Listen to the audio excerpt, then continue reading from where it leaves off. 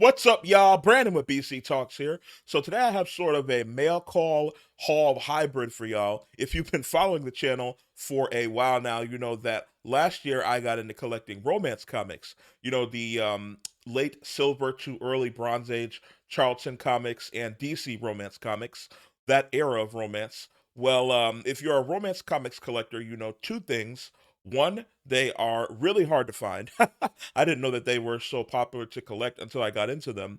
And two, they are hard to find at a good price. I guess it's basic economics, you know, supply and demand. They're hard to find and popular to collect. So people price them higher, which, you know, price them higher is okay, but people will way overprice them.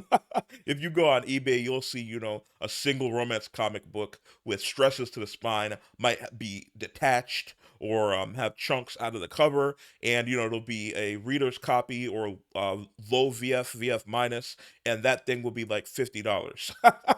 You're like, nobody is going to buy this. That is a terrible price for those for that cognition of books. I don't know why people do that for romance comics. I guess because they're popular. But like I said, pricing them at high is one thing, but going way over is a completely another thing. But last week or a couple weeks ago, I think on eBay, I found a lot of about 13 readers copies on eBay, and I won the lot. So I have those here, and I also have a small stack of dollar bin books that I got from my LCS the other day that will round off the haul with. So let's go over everything that I picked up in today's video.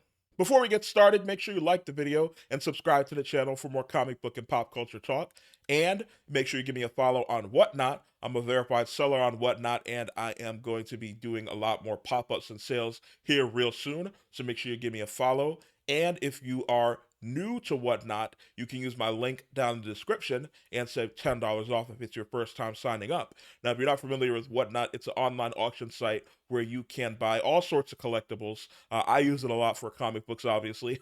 A lot of the books you've seen in hauls in the past have been from there, and I have plenty more for hauls in the future. And but anything that you can collect, you can find on there. So if you're into collecting, make sure you use my link down in the description and give me a follow because I'm going to be doing a lot more pop-ups here real soon. So I can tell this person is not a comic book person. For one, on their eBay store, they didn't have a lot of variety of comics. They just had a few lots of older, you know, late silver, early Bronze Age comics that were in lower grade. So it seems like it's a person that either owned comics a long time ago and they're just getting rid of them, or maybe their parents or grandparents own them and they found them and they're trying to get rid of them, something like that. But also the packaging is interesting as well. Now I'm not above reusing packaging. I reuse the Gemini mailers that I get from different people on Whatnot when I win comics, so I'm not above reusing packaging. I don't have a problem with that. But it was just funny because this is an Amazon box. That's not something you usually see. It was taped well though, and lots of stamps on there. I covered the addresses just because, you know, to protect the person's, you know, address, and then also I usually get my larger packages sent to my parents' house because any packages that are too big that get sent here that don't fit in the box at my apartment, they'll send them back to the post office. So I'll usually get them sent to my parents' house and then go pick them up. But yeah, that was interesting packaging. Oh, and then also inside of the box, um, they used some newspaper, but also it's sad they they tore up some comic books and used them as packaging paper. I'm sorry. I don't know what comic this is. I could probably find out if I look through the, you know, if I looked at the pages, if the first page was on there. But yeah, it's sad they used some old comic to as packaging paper. Hopefully it was like, you know, maybe a water damaged comic or a comic that was you know, damaged already. Hopefully they didn't just rip up a good comic to use as packaging paper because that would be sad. But let's go over the books. I did do a little bit of research on the books. I usually do before when I get these different packages, you know, older romance books. I did a little bit of research just to see if there was anything interesting, you know, that we could go over. There was a lot of romance comics I got a while back, a few months ago, that had a pinup of Shirley Jones from the Oklahoma musical, as well as she was an actress back in the day. And there is actually a connection to that, another connection to that in these books that I'll go over. But the first one that was interesting was this one. It is Our Love Story number one, or not number one, sorry, number 29. And this one's actually a Marvel Comics romance comic, which I don't see very often. I think this might be the only Marvel Comics romance book that I have, because most of mine are Charlton, and then I have a few DC romance as well. This one's a Marvel one, and it's interesting because it was published in 1974, and it's interesting because it has um, it has cover art by Sal Buscema, and the script of the first story in here is actually written by Stan Lee. Everybody knows Stan Lee, obviously. Are you Tony Stank? Yes, this is Tony Stank.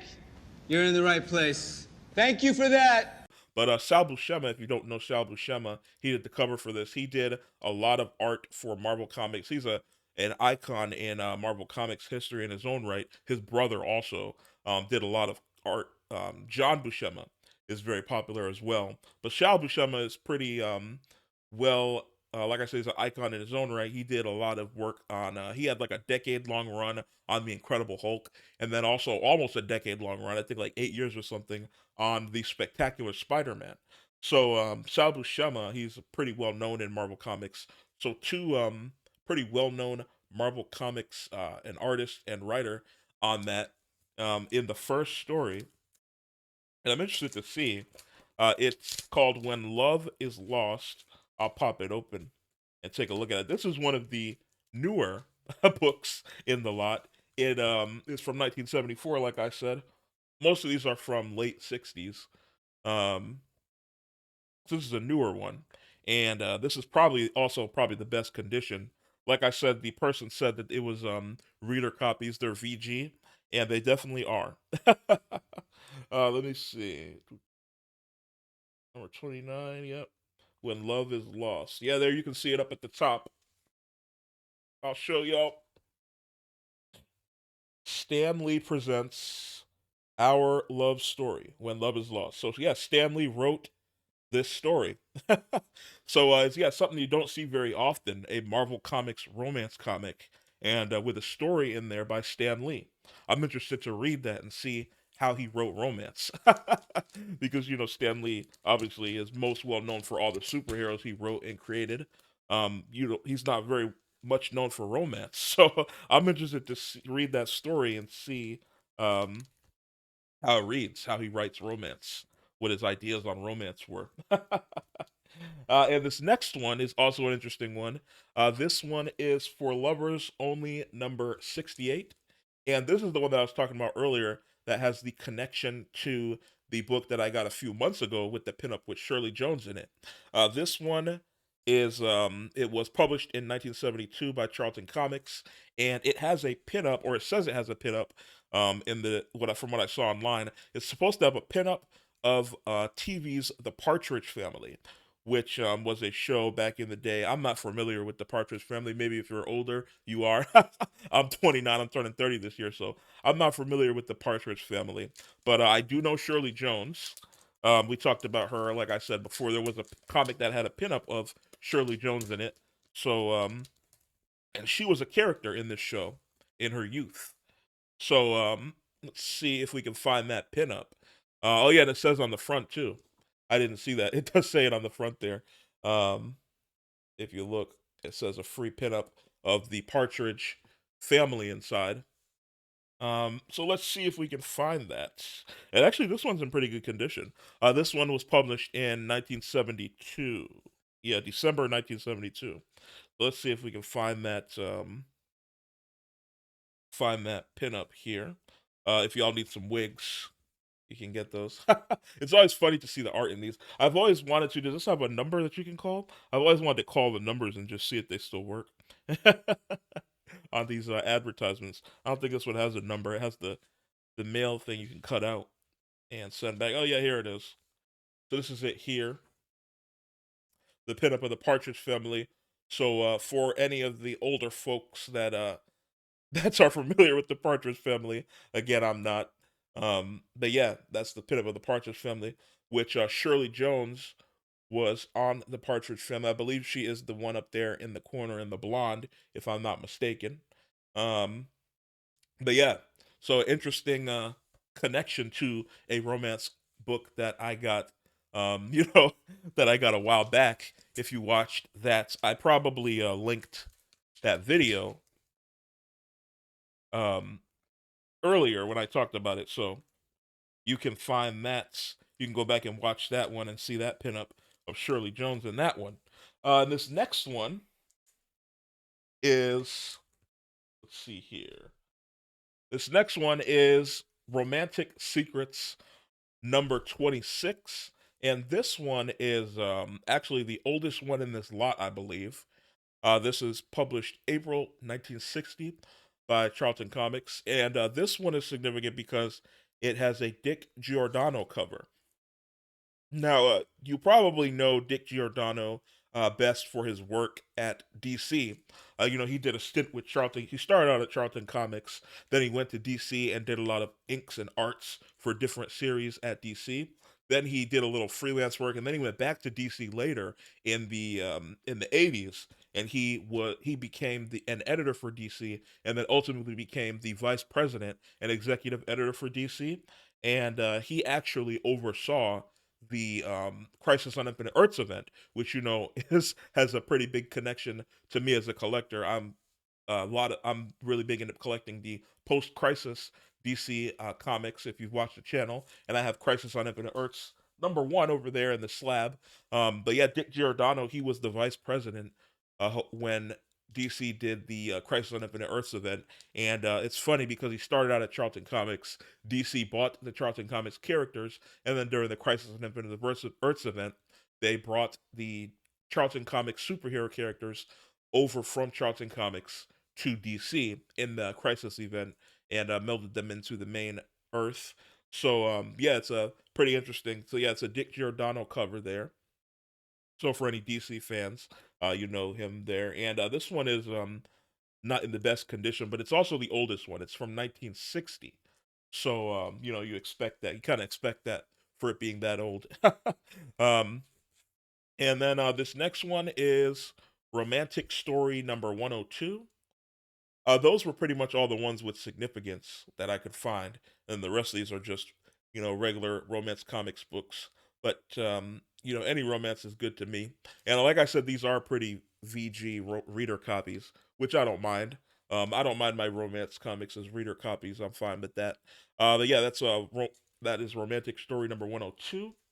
And then we have Romantic Story number 103.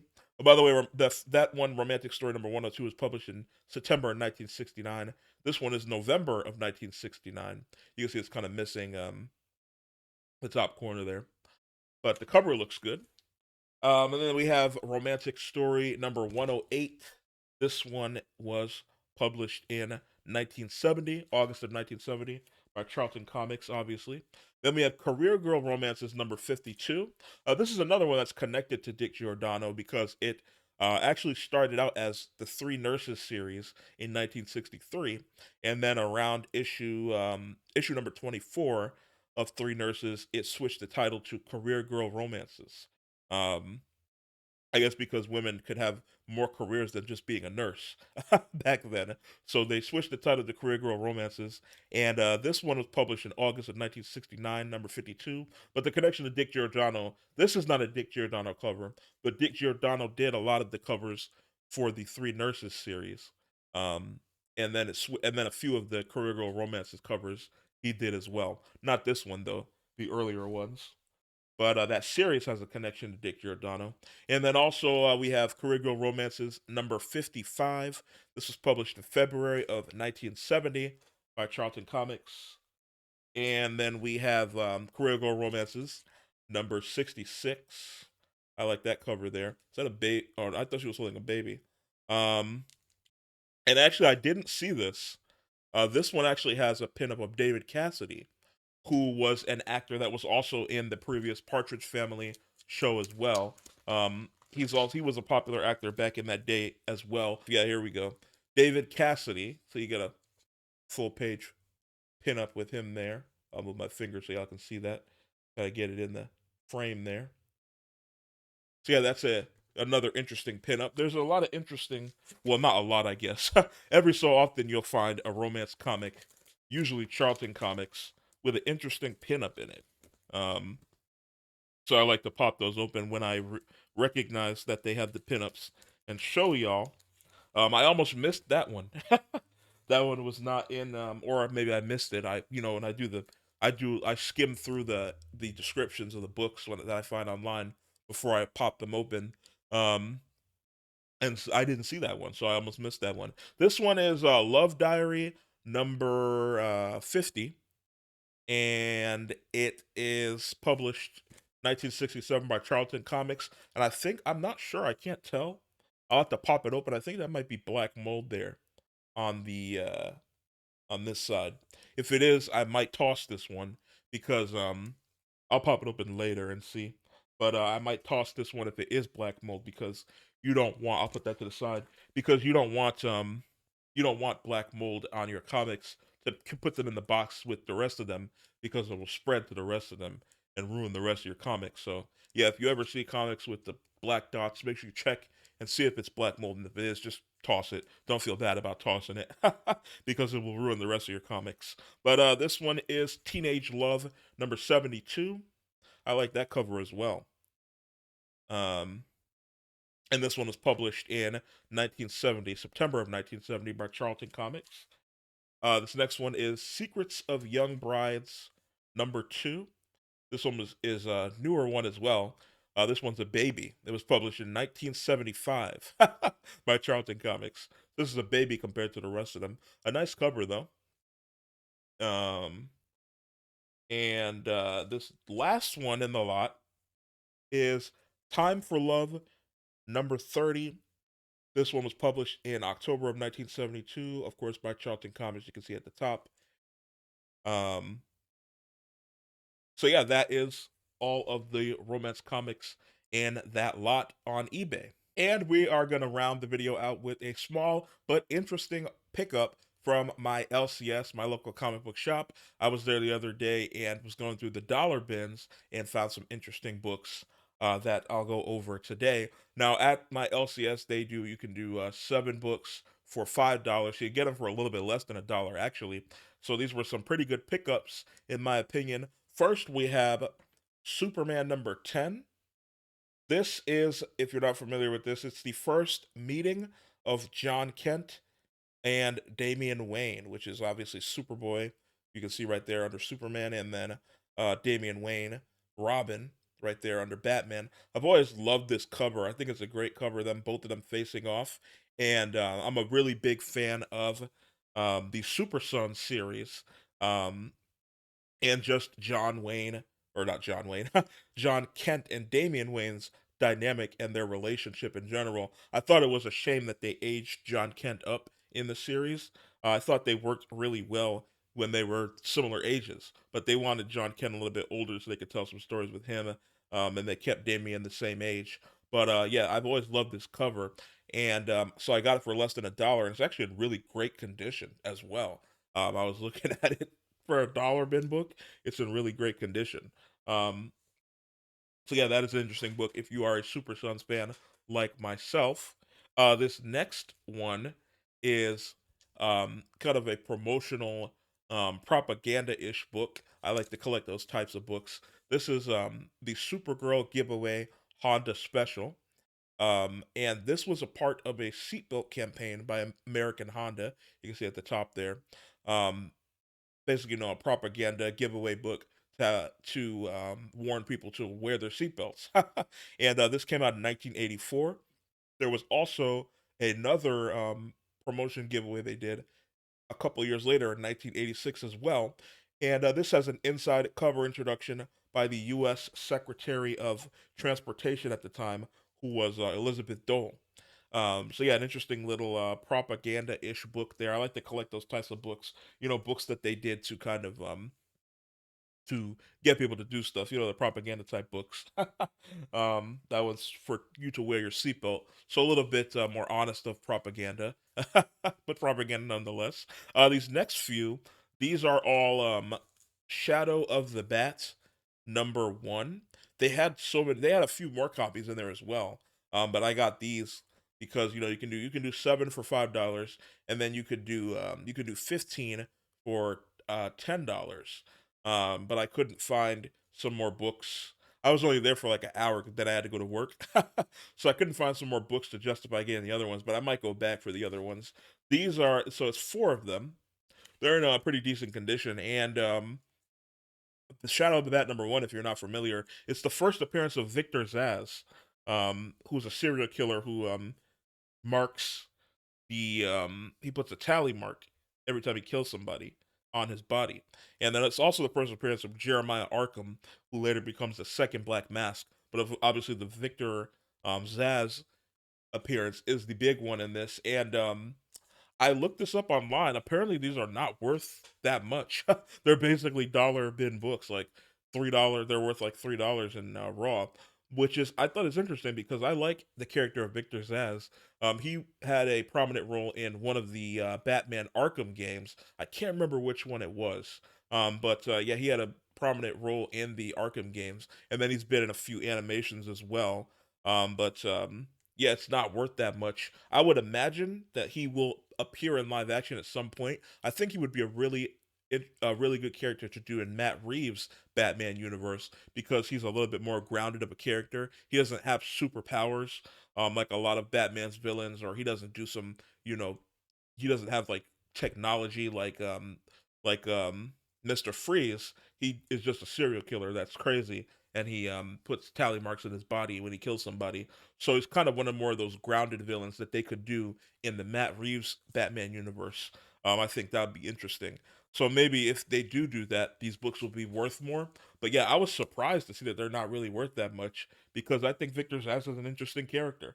But maybe that's because I played the games and I was familiar with him from the games. And we'll finish the haul off with Green Lantern #13. This was just a minor key. It is the first full appearance of Brick, who is a Green Lantern from the planet Dryad. Now, I'm not as familiar with that character. It also has an interesting ad on the back for WCW. I like that as well. But this one I like this one for the cover as well. You can see Hal Jordan and John Stewart and Guy Gardner on the cover, the three more popular Green Lanterns. So I picked that up for the minor key there, but more for the cover, and it's less than $1, so it's an interesting pickup.